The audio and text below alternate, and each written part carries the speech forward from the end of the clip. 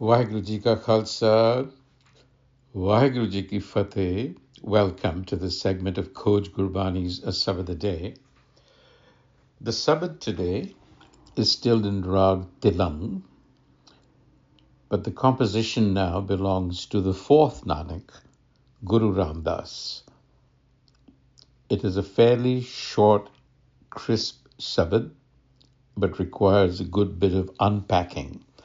So what we will do first is read the sabad. It is only 5 or 6 lines, and then do a literal rendering, if you will, literal, and then come back to then unpack each line, because I think general translations of some of the words are a bit thin or misleading. So let's sit with the sabad, recite it first. तिलंग महला चौथा एक ओंकार सतगुर प्रसाद सब आए हुक्म खसमा हो हुक्म सब वर्तनी सच साहिब सच्चा खेल सब हर धनी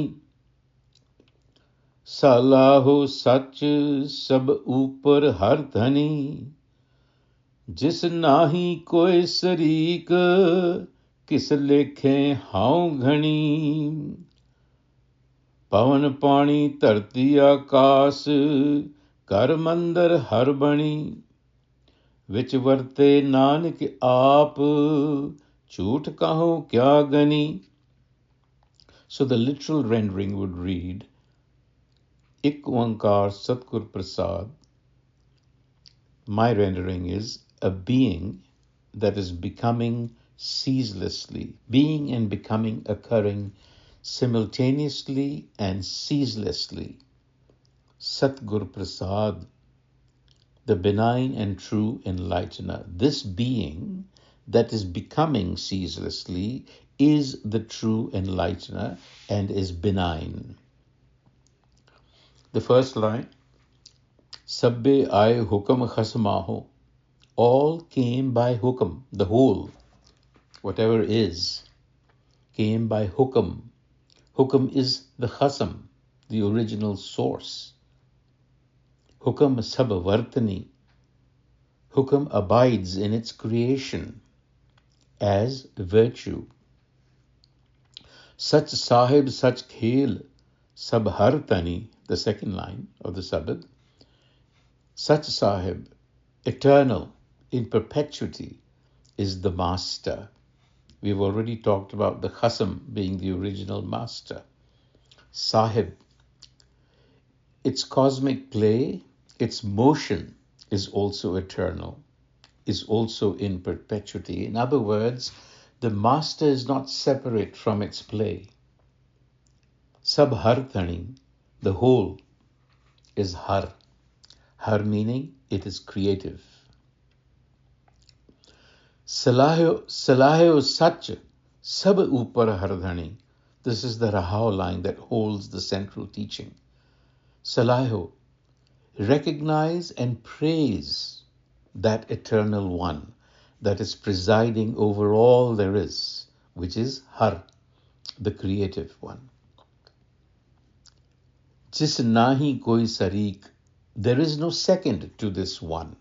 Kis lekhe haun gani, in what account could I be measured, meaning the sense of I. Pavan pani tarti akas kar mandar har bani.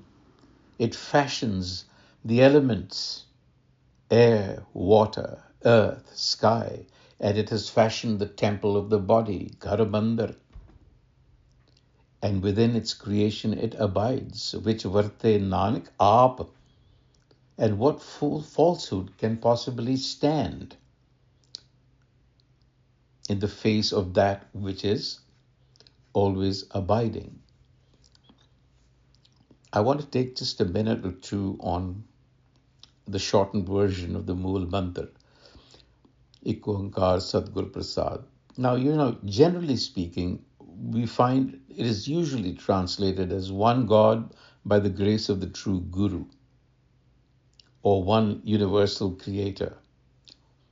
I find those translations to be merely functional and originate from a space of devotion, but rather thin, if not misleading. Because Guruji is not talking about any God in the Christian sense, so we shouldn't be using those words. Guruji is talking about a reality, such, the truth, not a propositional truth. And for this, look at Oankar. Kar, the act of doing. So, Kar is usually attached to things like Kalakar, one who does art. So, Oankar is not a noun naming a static one. Oankar is the one, the ik, in an act, the act of becoming, the act of doing ceaselessly. You see? So there is a great, the reason we have gone with words like God and so on is because of the influence of the West, Western categories, Western metaphysics. And in Western metaphysics, you don't have being and becoming together. In fact, if you look at Western philosophy, they have actually quarreled over whether it is being or becoming. Guru Nanak resolves that. What he says is it is being and a becoming ceaselessly. The one is and the one acts as the same act. And you see, this is now finding some coherence and convergence with thermodynamics and quantum physics.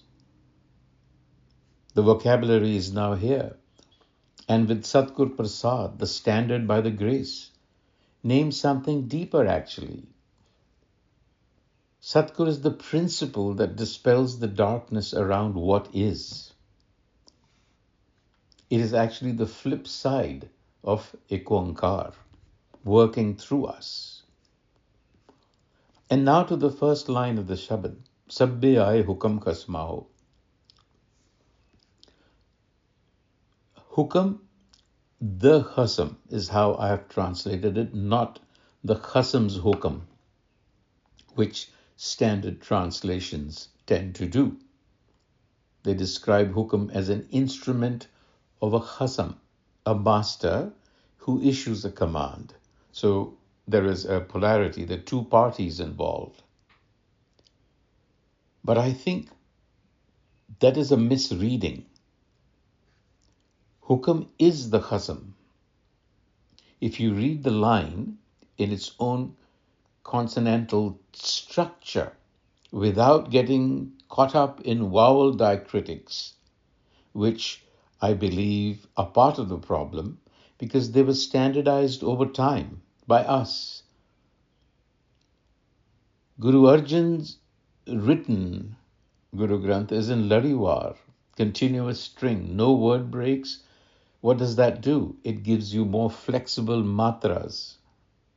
So it was kept more open than the modern printed versions, which have bound us into thinking. If you read the Punjab, the Gurmukhi Pad Shed Beed, it would read as Hukam of the Khasam, because it has a Siyari, or through the Hukam of the Khasam, whereas Hukam should be treated as the Khasam. There is no distinction. There is no master sitting behind Hukam. Hukam is simply the master in active mode.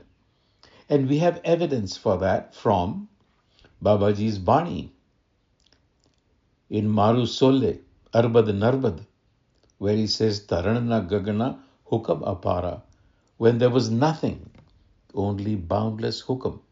As a matter of fact, in today's India also, in places like Rajasthan, the master is referred to as Hukam. So, the word Hukam needs to be looked at a little carefully. And the second clause there, Hukam Sabvartani. The standard translation is by Hukam all are conducted, meaning it runs everything, which is true, but it's limited. Vartani also has another connotation apart from conducting or doing. It means excellence. Excellence means virtue. So what I have said is, Hukam abides in its creation as virtue. This is the Aristotelian arate. What does virtue mean? The excellence of a thing is when the thing being properly itself, what it is meant to be, that is virtue.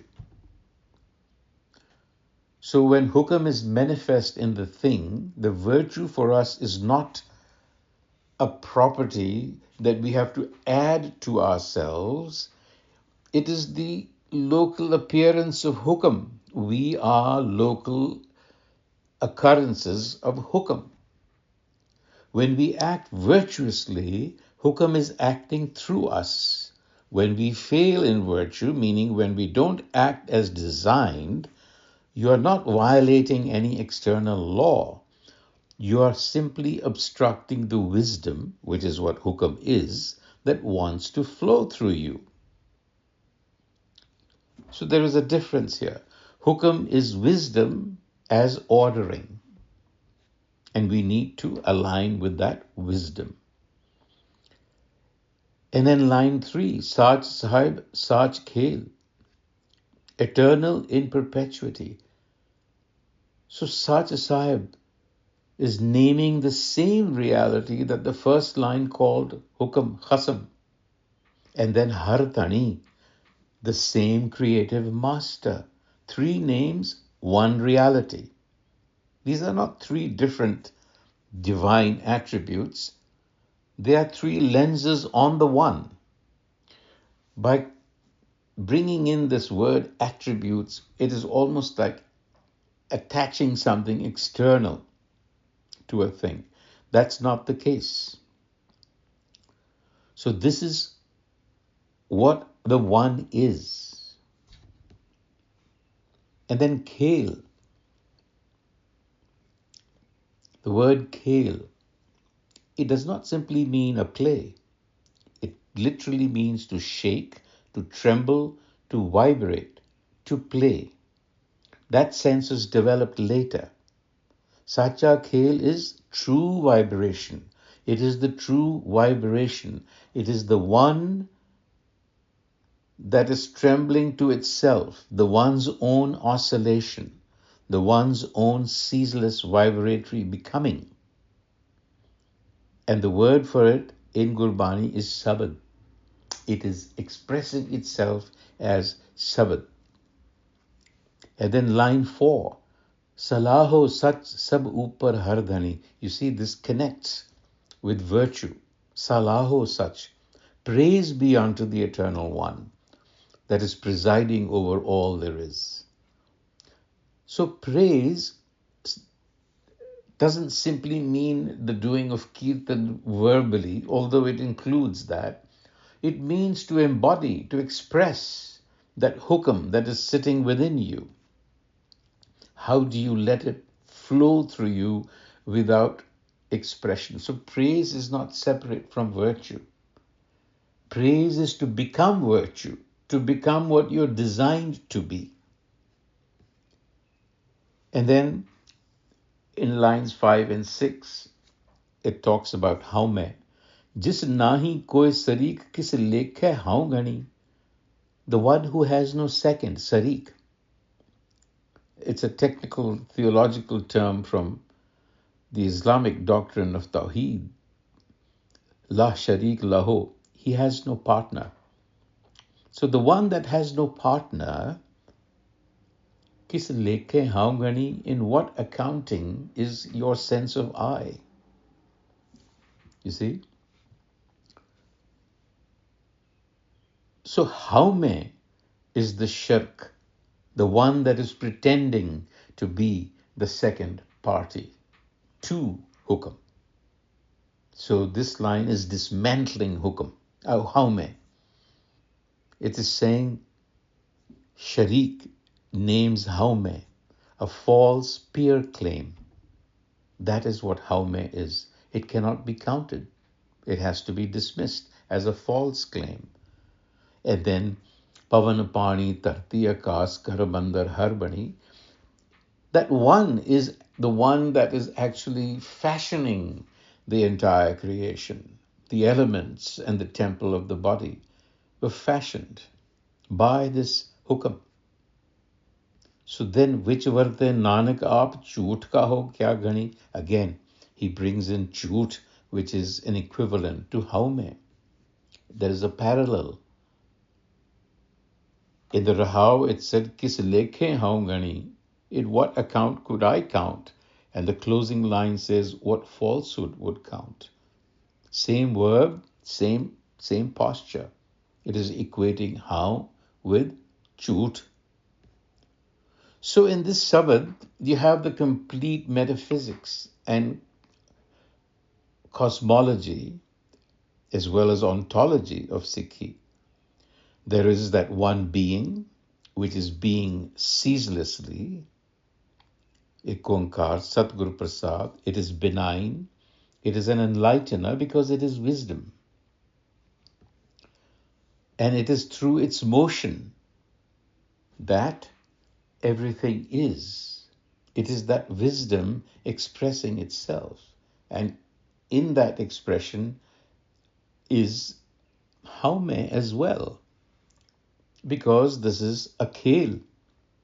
In the secondary sense, it is a play of hide and seek. And so we have to see through haume to recognize that we are hukam that wants to play out through us. It wants to awaken to itself within us. Waheguru Ji Ka Khalsa, Waheguru Ji Ki Fateh.